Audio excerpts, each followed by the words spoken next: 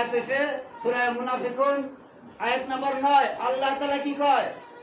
ইয়া আইয়ুহাল্লাযিনা আমানু লা তুলহিকুম আমওয়ালুকুম ওয়ালা আওলাদুকুম আন যিকরিল্লাহ ওয়া মান ইয়াফআল যালিকা ফাউলাইকা হুমুল খাসিরুন। তোমাদের ধন সম্পদ সন্তান সন্ততি ইবাদতের জন্য ক্ষতি না করে।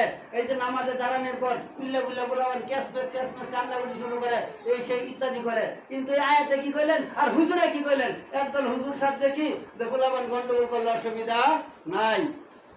আর এই আয়াতে বলছেন আপনি আয়াত ভাই করে দেখবেন সূরা মুনাফিকুন আয়াত নাম্বার কয়?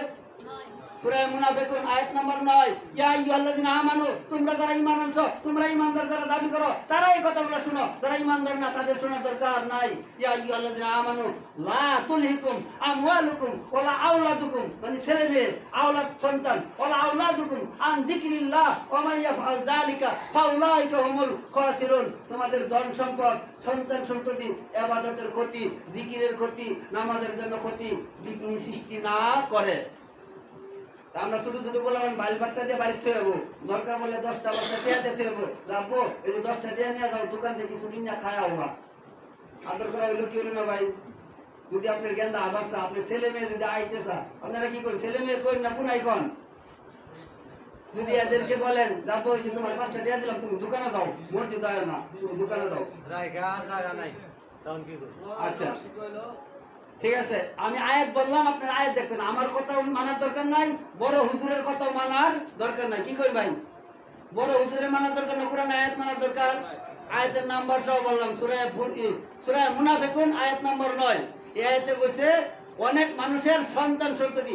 আরেকটা হাদিস শুনেন, লা ইউমিনু আহাদুকুম হাত্তা আকুনা হাব্বা ইলাইহি মিন ওয়ালিদিহি ওয়া ওয়ালাদিহি ওয়ান নাসি আজমাইন। ততক্ষণ পর্যন্ত খাঁটি ঈমানদার মুমিন হইতে পারবেন না যতক্ষণ পর্যন্ত ছেলে মেয়ে পিতামাতা সন্তান সন্ততি অতঃপর নিজের জানের চেয়ে যতক্ষণ পর্যন্ত রাসূলকে বেশি মহব্বত করবেন না। সাহাবী আজমাইন তখন সাহাবী আজমাইনকে তখন রাসূল ডাক দিলেন, ডাক দেওয়ার পর পিছন দিয়ে ছোট ছোট ছেলে মেয়ে তারা আব্বু আব্বু করে ডাকছে, তাদের দিকে তাকায় নাই, রাসূলের ডাকে দৌড়ে রাসূলের কাছে গেছে। তাহলে তারা রাসূলকে মহব্বত করলো না ওই ছেলে মেয়ে আব্বু আব্বু ডাকছে তাদেরকে মহব্বত করতে? ভাই রাসূলকে না।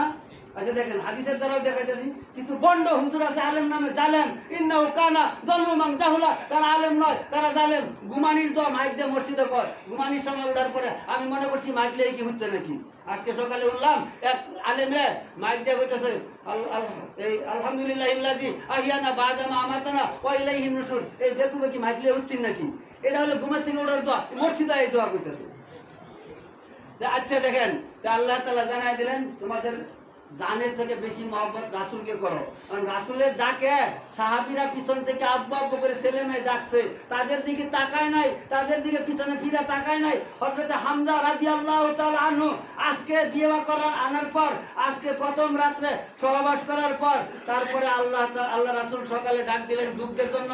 আর হামজা রাদিয়াল্লাহু তাআলা আনহু ওই যুদ্ধের ডাকের সাথে সাথে গোসল করার সময় নিলেন না, দৌড়ে যুদ্ধে গেলেন, যুদ্ধে যায় শহীদ হয়ে গেলেন। আল্লাহর রহমতের ফেরেশতারা আল্লাহ তাআলা আসমানে উড়াইয়া এই রহমতের ফেরেশতা দ্বারা ওই হামজা রাদিয়াল্লাহু তাআলা আনহুকে গোসল করাই দিলেন। বলি সুবহানাল্লাহ।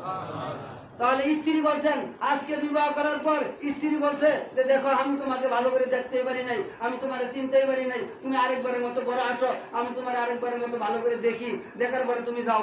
স্ত্রী ডাকে সে যায় নাই। তাহলে রাসূলকে সাহাবী আজমাইন জানের থেকে মালের থেকে ছেলে মেয়ের থেকে স্ত্রী পুত্র থেকে বেশি মহব্বত করলেন না কম করলেন?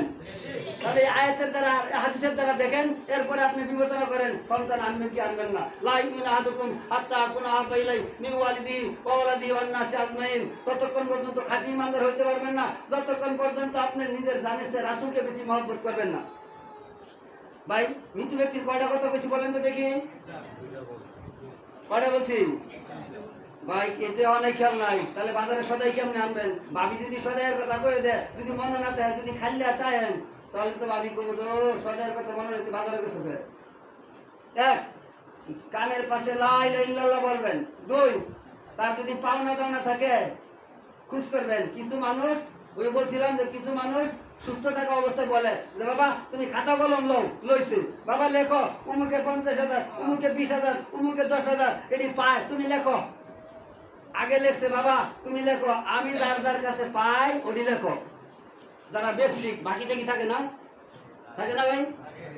ওই ব্যবসায়িক বেড়া বড় একটা ব্যবসায়িক সে মারা যাওয়ার অবস্থায় তার ছেলে মেরে ডাক দিছে, বাবা আমার তো সমস্যা, সময়টা খুব খারাপ, আমি বাঁচি কিনা আমার মনটা কয়না দেন বাঁচবো, খাতা কলম লও লেখো, অমুকে এত টিয়া বা অমুকে এত টিয়া বা পাও না আর দেও না দিওটা লেখবার লিগে ছেলে মেরে ডাক দিছে, লেখতেছে দেখো আমি অমুকের কাছে এত টাকা পাই, লেখো, লেখছে পাইছে, লেখতেছে, লিখতে লিখতে এক পাতা শেষ। পরবর্তীতে লিখতেছে, বাবা এবার লেখো আমার কাছে যারা পা তাদেরটা লেখো, এবার তাদেরটাও লেখা শুরু করছে, দেখে পাওনার চেয়ে দেও না আরো বেশি, পাওনার চেয়ে কি ভাই দেও না বেশি। ওই সময় ছেলে কি করে জানেন, এই বন্ধ কর, আবার মাথা নষ্ট হয়ে গেছে, মরার সময় ওদের ভুল করতেছে, পাওনার সময় বাবা ভুল করছে না, আর দেওনার সময় বাবা কি করতেছে, এই বেকুব আল্লাহ তাআলার কসম, এই বেকুব তার বাবাকে মহব্বত করে না। রাসূল বললেন তুমি কি করো, দেওনারি খুঁজো, যদি ওই মুহূর্তে আপনার বাপে যদি পাওনা থাকে পাওনার ঋণ দেওয়ার জন্য চেষ্টা করবেন আর সাদগা দিবেন। কটা হয়েছে ভাই? চারটা। এক কালেমা পড়বেন, ঋণ পাওনা থাকলে দিবেন আর যাকাত দিবেন। কটা হয়েছে ভাই?